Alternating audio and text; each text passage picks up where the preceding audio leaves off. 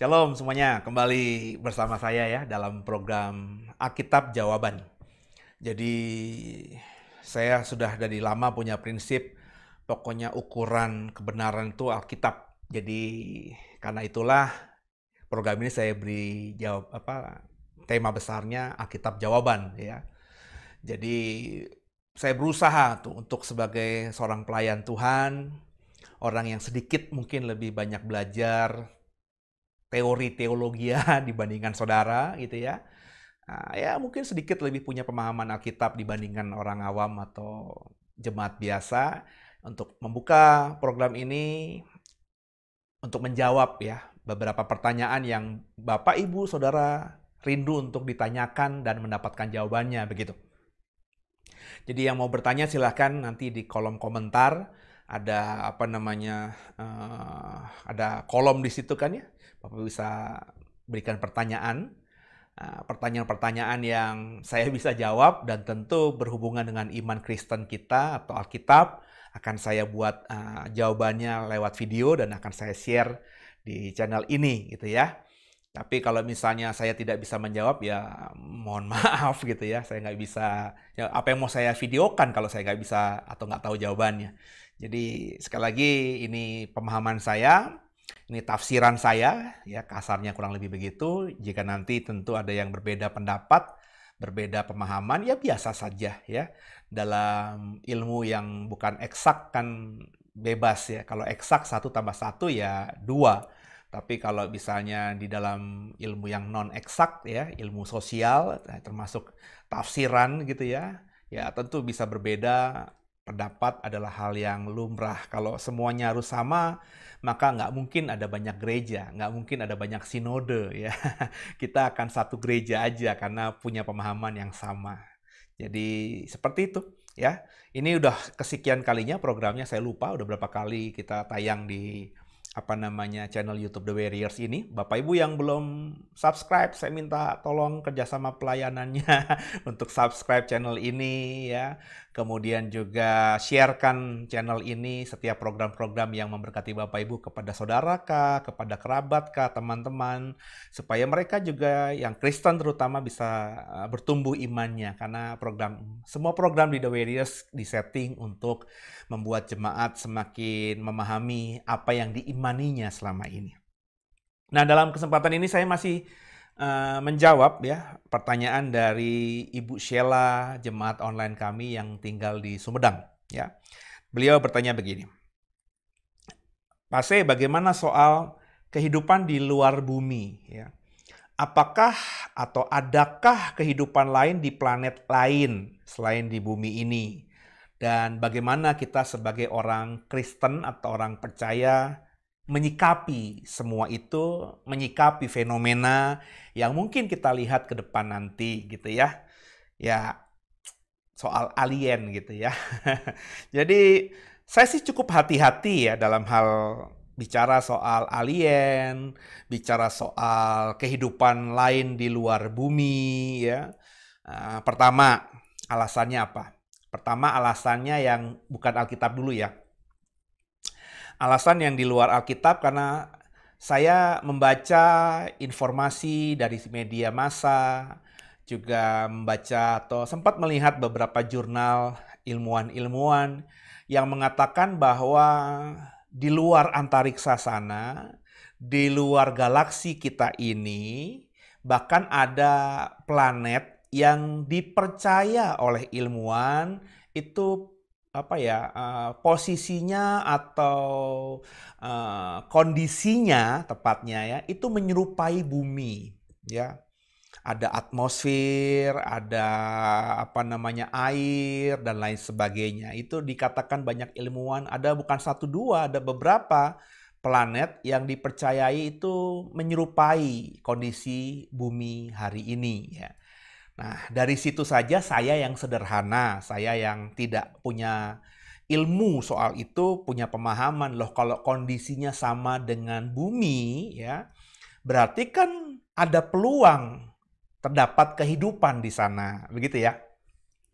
Nah, dari logika-logika itu, dari pemahaman pembelajaran saya membaca literatur-literatur, Saya sebagai orang awam ya cukup mempercayailah ya, bisa jadi di luar sana ada makhluk lain yang tidak tinggal di bumi tapi hidup begitu. Makhluk seperti apa ya, kita ilmu pengetahuan dan fakta yang ada belum bisa menemukannya hari ini gitu ya, masih berpraduga ya. Tapi bukankah semua pemahaman kita dimulai dari praduga, dari hipotesa, dari curiosity gitu ya, dari keingintahuan ya.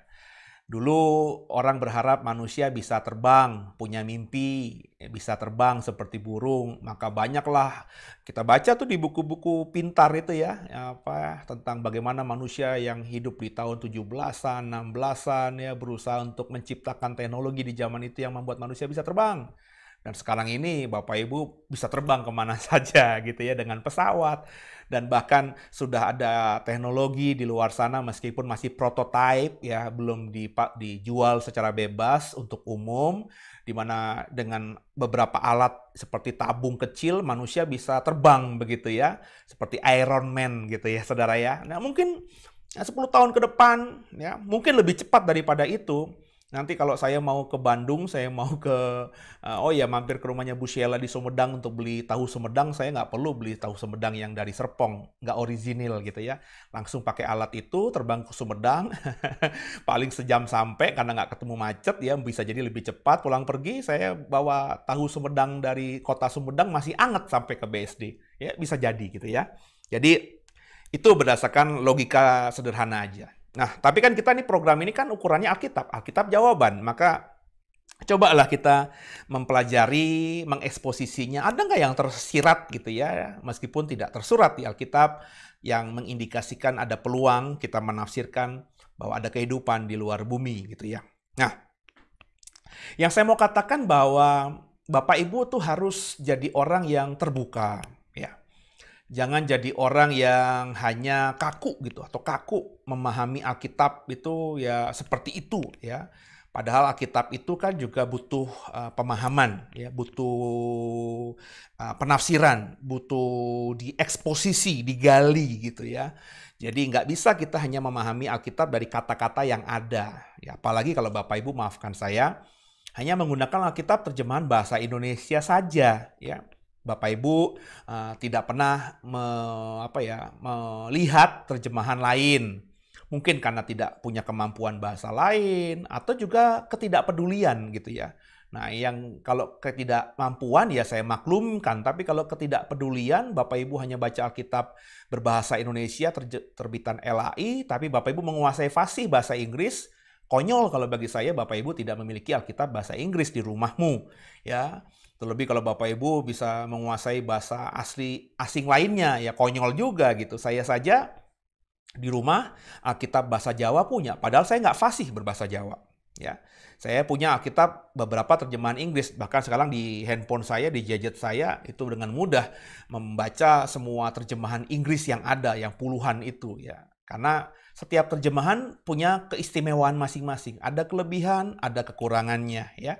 Nah, saya tidak bilang kelebihan kekurangan dalam hal ini, tapi saya membaca banyak terjemahan semakin memperkaya saya dalam pemahaman tentang Alkitab kita. Nah, di Alkitab bahasa Indonesia, ya di kitab Kejadian pasal pertama, ayat pertama, kalimatnya kan jelas. Pada mulanya Allah menciptakan langit dan bumi. Ya, langit dan bumi. Setelah itu, Bapak Ibu perhatikan ayat-ayat berikutnya sampai kitab terakhir di Alkitab kita yakni kitab Wahyu, fokus Alkitab ya, mata Alkitab, kacamata yang digunakan Alkitab hanya untuk menyoroti tentang bumi dan segala isinya, spesifik kepada manusia-manusia, makhluk yang Tuhan ciptakan spesial, segambar, serupa dengan Allah.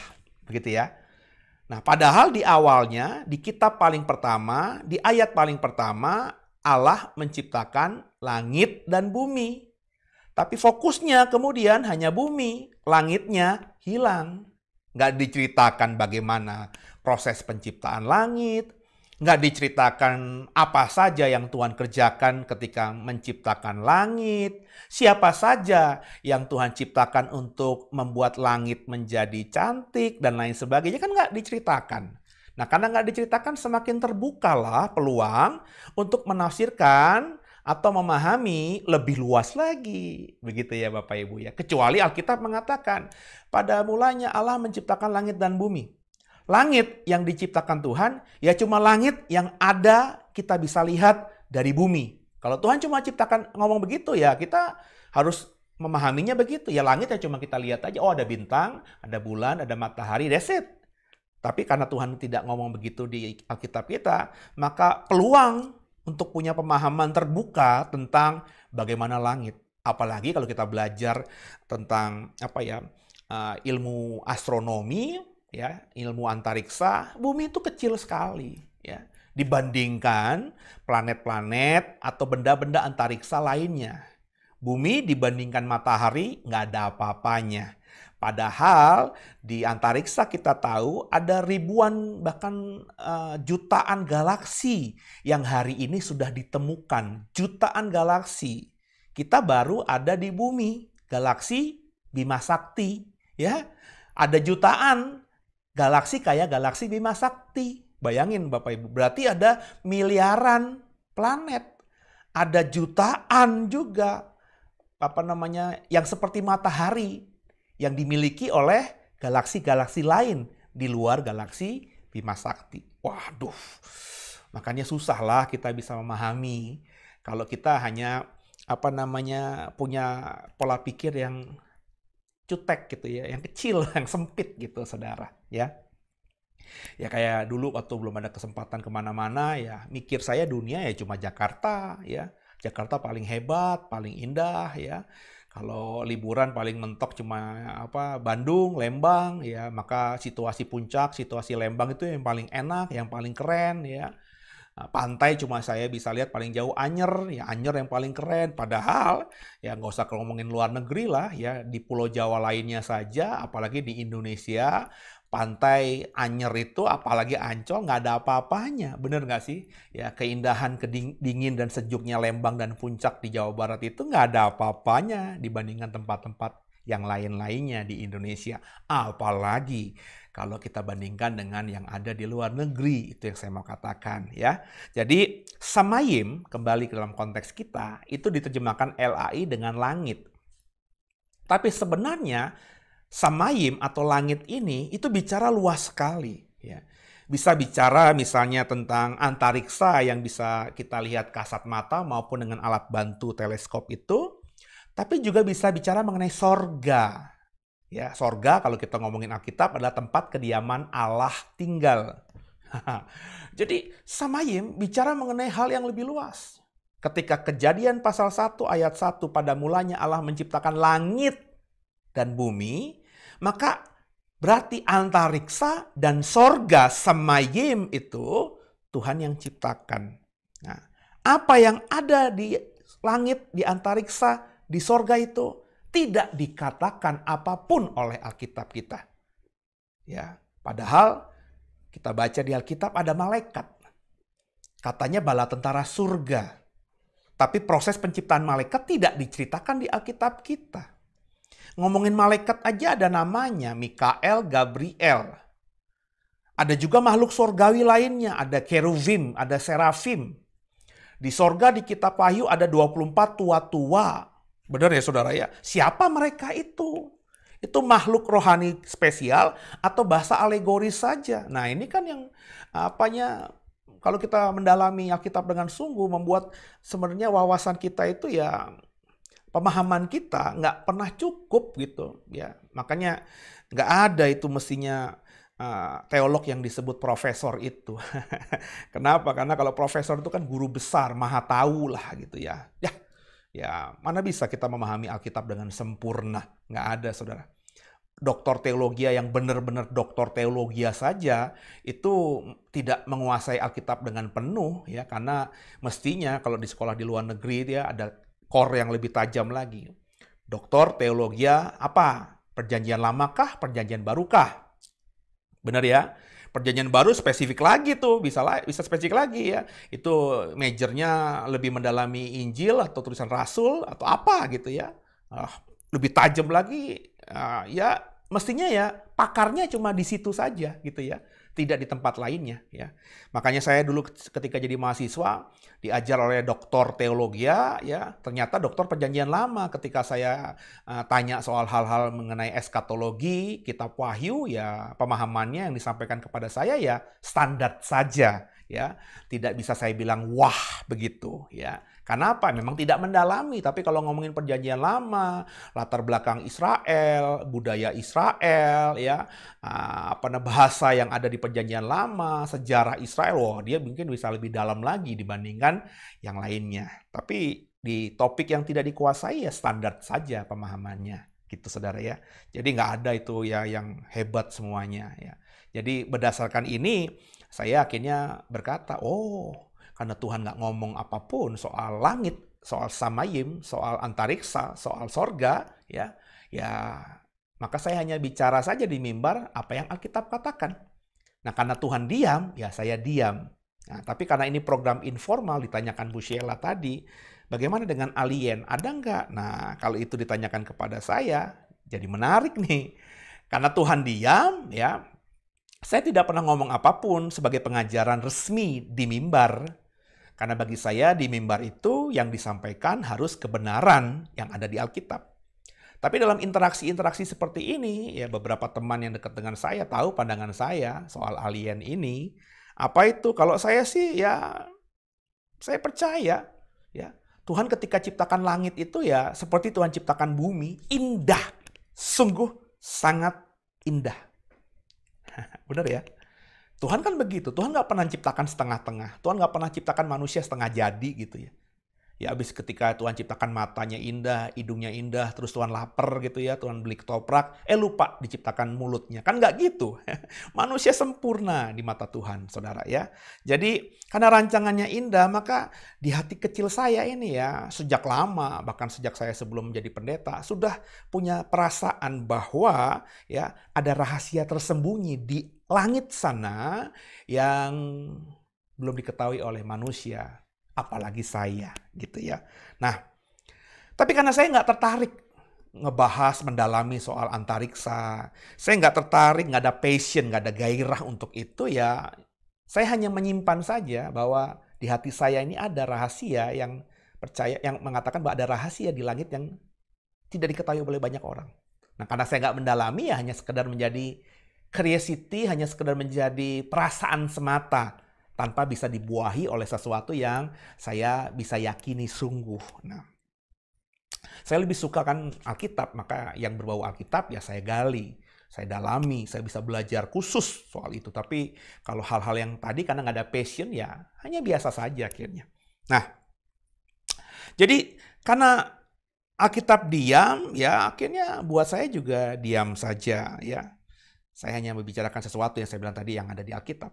Tapi karena saya tadi punya perasaan itu, bahwa saya yakin ada rahasia di langit sana, di antariksa sana, di sorga sana, yang namanya rahasia ya, yang kita tidak tahu ada apa di balik rahasia itu, maka ke depan nih, andai kata tiba-tiba ada siaran di TV nasional, Metro TV, RCTI, dan semuanya berkata ada alien berjalan-jalan di Monas atau mungkin di wilayah Alam Sutra dekat rumah saya pada heboh semuanya, tetangga saya kiri kanan pada heboh semuanya karena ada alien lagi makan bakmi siantar di Pasar 8, pasar modern di Alam Sutra. Saya yakin saya tidak akan kaget tentang hal itu. Ya, saya nggak akan jadi orang yang heboh, kepo gitu ya, yang akhirnya kayak gimana gitu. Karena apa? Karena saya sudah tahu di hati saya ini ada sesuatu ya yang saya percaya akhirnya membuat saya tidak akan kaget ketika melihat fenomena-fenomena seperti itu jika itu nanti benar-benar terjadi. Mungkin hati saya itu yang akhirnya membuat saya suka dengan film-film imajinatif ya, fiktif, film-film yang seperti Star Wars ya, Star Trek, film Avengers ya, Bagaimana Avengers itu ada yang dari bumi, ada yang makhluk dari luar angkasa, musuhnya tuh Thanos, penguasa antariksa. Saya suka gitu saudara ya. Film Thor yang katanya juga berasal dari planet lain di luar bumi. Saya percaya, bukan saya percaya, saya suka begitu, film-film begitu. Karena memuaskan keingintahuan saya yang saya simpan dalam hati, tapi tidak saya buahi karena saya memang kurang ada passion di situ. Ya. Makanya saya suka tuh nonton ya filmnya. Hampir semua film Avengers saya nonton. Film-film superhero, Superman, dari Superman zaman jadul sampai Superman yang terbaru ya, saya nonton saudara. Ya, saya ingat ceritanya seperti apa karena saya punya keingintahuan soal antariksa itu. Jadi saya bahkan sudah agak terbuka ya pemahaman saya dalam penafsiran soal Yerusalem baru. Kalau Yerusalem baru kan Alkitab katakan dalam kitab Wahyu nanti langit dan bumi lenyap, kemudian turunlah Yerusalem baru dari surga. Yerusalem baru itu turun dari surga, berarti dari Tuhan gitu kan ya. Seolah-olah pemahaman sederhananya kan gitu. Tuhan menciptakan sebuah tempat baru buat kita, namanya Yerusalem baru. Ketika nanti Tuhan hilangkan langit dan bumi, tempat itu turun dari surga untuk menjadi tempat kita manusia orang percaya dalam kehidupan kekal. Itu kan pemahaman tafsir yang umum yang ada di dalam gereja yang ditafsirkan oleh teolog-teolog yang mendalami soal eskatologi atau doktrin akhir zaman. Tapi saya sudah membuka peluang, saya termasuk bagian itu kan, karena saya mendalami akhir zaman, saya sudah membuka kelas kitab Wahyu 2 angkatan, ya. Ada yang minta lagi angkatan ketiga dibuka, tapi saya bilang nanti dulu lah ya, baru 2 angkatan langsung, saya ngomongin Wahyu mulu juga bosen gitu kan ya. Jadi saya tunda dulu, tapi nanti mungkin tahun depan kita akan buat lagi ya, lebih dalam lagi tentang hal itu. Nah, saya sudah terbuka kemungkinan untuk memahami bahwa Yerusalem baru itu bisa jadi adalah planet lain di luar bumi ya, yang akan menjadi tempat destinasi manusia untuk bisa hidup aman, nyaman di masa depan. Karena kan teorinya banyak, bumi sudah rusak lah ya, sudah panas lah. Bapak Ibu sudah baca dong berita-berita di bulan-bulan ini yang mengatakan bahwa ada bongkahan besar es di Antartika sana yang sudah bahkan berjalan-jalan jauh dari Antartika, dan kalau menabrak pulau tertentu maka pulau tersebut akan bukan saja hancur tapi ekosistemnya berubah ya. Saya mengikuti tuh. Bayangin Bapak Ibu, gunung es besar itu lagi berjalan-jalan di samudra ya, sampai dia akhirnya mendarat ya, nabrak apa gitu. Ya, bayangin aja kalau misalnya nabrak gunung es itu, nabraknya misalnya kita berandai-andai ya di Pulau Bali itu. Misalnya ya kita berandai-andai. Maka saya berani yakin ya ekosistem Bali akan berubah. Dari tempat yang tadinya orang berjemur gitu ya, penduduk Bali asli itu telanjang dada semuanya, baik yang perempuan maupun yang laki-laki. Tapi kalau ada gunung es nanti tiba-tiba mendarat atau terdampar di Bali, ekosistem berubah, pasti jadi dingin. Nggak ada lagi tuh orang berjemur di pantai Kute dan lain sebagainya ya, ada perubahan. Nah, jadi apa namanya? Saya mengatakan bahwa banyak teori yang mengatakan bahwa bumi ini udah rusak dan banyak ilmuwan sedang mencari. Bahkan bukan saja negara atau pemerintah, tapi swasta di luar negeri sana, saudara ya. Ya, itu sedang berusaha berlomba-lomba ya membuat kendaraan yang bisa membawa manusia untuk paling nggak jalan-jalan keluar angkasa. Sampai nantinya pasti saya percaya ujungnya kalau planet itu ditemukan akan menjadi tempat yang dijadikan villa. Jadi manusia di bumi untuk awalnya mungkin akan liburan ke planet B gitu ya. Di antariksa sana selama seminggu, harganya sekian, nanti pulang lagi ke bumi. Tapi lambat laun nanti ya pasti akan pindah semuanya ke sana. Ya. Seperti zaman saya kecil dulu ya, puncak sana hanya villa saja ya. Nggak ada orang mau tinggal di puncak sana ya, hanya untuk berlibur. Tapi hari-hari gini yang namanya villa-villa yang dulu dibangun untuk tempat orang Jakarta berlibur, itu sudah didiami oleh manusia-manusia. Ada yang ngontrak, ada yang tinggal di sana. Puncak sekarang nggak seperti zaman puncak saya kecil. Itu udah rame, ya padat, bahkan nyaris sudah panas. Sekarang ini, zaman saya kecil, Bapak Ibu dulu ya, kalau ke puncak, nginep gitu di villa orang, itu nggak ada yang berani mandi. Nggak ada AC, dingin. Tapi sekarang kalau Bapak Ibu ke puncak, cek aja deh dari hotel yang kere sampai hotel yang paling mahal, itu semuanya ber-AC. Kenapa ber-AC?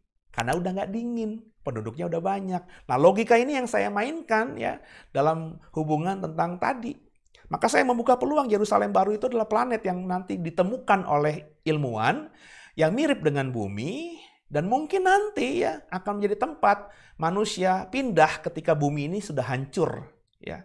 Pindah tempat.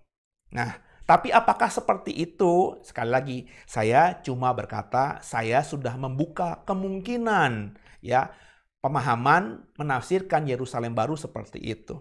Tapi tentu itu nanti ya tidak akan saya khotbahkan hari-hari ini sampai saya melihat bahwa itu semakin terbuahi, tergenapi, sehingga akhirnya pembacaan saya, penafsiran saya tentang Yerusalem baru hari ini di November 2020 harus berubah begitu. Menafsirkan berbeda itu nggak apa-apa Bapak Ibu. Ya, saya berkata penafsiran saya tentang akhir zaman dulu di 2005 ya, ketika saya baru pertama kali berkhotbah tentang akhir zaman, sekarang ini 2020 udah bedanya luar biasa. Jadi pemahaman setiap kita pasti berbeda ya. Semakin hari dengan situasi kondisi yang terupdate pasti berbeda gitu ya Saudara. Jadi hal yang biasa. Jadi meski belum saya yakini, nggak akan saya khotbahkan begitu.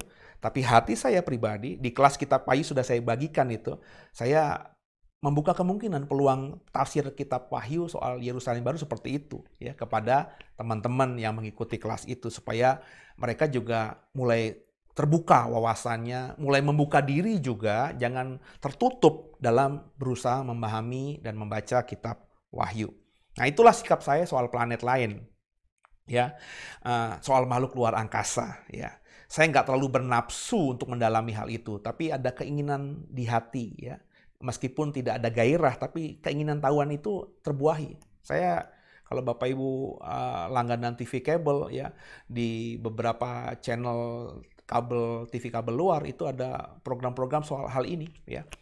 Di misalnya History Channel ya, itu ada sebuah program yang isinya dokumenter yang membahas soal penemuan-penemuan benda purbakala, piramid kah ya, kemudian juga macam-macam lah ya, yang dipercaya oleh banyak orang itu bahwa ini adalah hasil dari kunjungan alien di saat itu ya. Karena pakai logika agak sulit memahami bisa terciptanya ya piramid misalnya tanpa bantuan makhluk ekstra yang dari luar begitu, yang ilmunya lebih canggih ya. Saya suka gitu ya. Saya membuka kemungkinan juga hal itu pernah terjadi ya. Apalagi kalau Bapak Ibu bisa mendalami teknologi Sumeria ya, bangsa Sumeria ya. Wah, itu bangsa yang di Alkitab nggak ditulis Bapak Ibu, hanya sepintas saja. Kenapa? Nggak bersinggungan sama sekali dengan Israel, dengan rencana Tuhan kepada Abraham, Ishak dan Yakub, kepada Musa gitu ya, kepada Israel. Tapi bangsa Sumeria ini menurut ilmu pengetahuan, saudara, itu bangsa yang besar, jauh lebih besar daripada Egypt, daripada Mesir, jauh lebih besar daripada Babel, saudara. Babel dan Mesir, negara besar itu kita bisa baca di Alkitab karena bersinggungan dengan Alkitab, dengan orang Israel. Orang Israel pernah dibuang di Babel, orang Israel pernah diperbudak di Mesir, tapi Sumeria itu nggak pernah diketemukan di Alkitab secara spesifik dikatakan. Tapi faktanya ada berdasarkan ilmu pengetahuan. Dan mereka dikatakan bangsa yang luar biasa pintar, canggih di zamannya. Ada yang mengatakan bahwa mereka ini keturunan alien gitu saudara ya. Ya, saya suka tuh ya. Saya membuka juga peluang tentang hal itu ya, tapi tidak bisa saya yakini karena ukuran kebenaran menurut saya adalah Alkitab. Jadi untuk memahami dan meyakini saya belum sampai ke sana. Fokus saya hanya tetap pada Tuhan, pada Yerusalem baru yang dijanjikannya buat saya. Itu yang saya khotbahkan. Yang lainnya ya hanya sebagai pemuas nafsu saya saja gitu ya. Sampai nanti Tuhan ngomong misalnya sama saya, sampai nanti Tuhan kasih hikmat buat saya bisa mencocokkannya dengan apa yang terjadi di kemudian hari. Mungkin nanti tafsiran saya bisa yakin bahwa Yerusalem baru, alien, planet lain itu benar-benar ada kehidupan. Mungkin nanti 5 tahun lagi kah, 10 tahun lagi kah, tapi hari ini Saya belum meyakini, tapi sudah membuka kemungkinan untuk itu. Karena saya percaya Tuhan menciptakan itu pasti ada rencananya, ada maksudnya. Tuhan tidak mungkin menciptakan planet Jupiter tanpa maksud. Tuhan nggak mungkin menciptakan matahari tanpa maksud. Tuhan nggak mungkin menciptakan galaksi-galaksi yang ditemukan banyak ilmuwan hari ini, ribuan jutaan galaksi itu tanpa maksud. Seperti Tuhan menciptakan bumi, Tuhan buat indah, ada isinya, ada yang menikmati bumi. Pasti antariksa itu diciptakan Tuhan. Ada niatan Tuhan. Ada yang menikmatinya. Siapa itu? Hari ini kita belum tahu. Tapi Alkitab tidak mengatakan apa-apa. Karena itu terbuka kemungkinan. Mungkin jawabannya bisa kita temukan di kemudian hari. Jadi sabar aja. Nggak usah kemudian juga dijadikan bahan yang seolah-olah itu kebenaran. Karena Alkitab tidak mengatakan apa-apa. Dan fakta ilmu pengetahuan hari ini pun ya masih hanya sebagai cerita ya yang tidak punya landasan fakta yang jelasnya. Begitu dari saya. Semoga dipahami ya Bu Sheila. Tuhan berkati.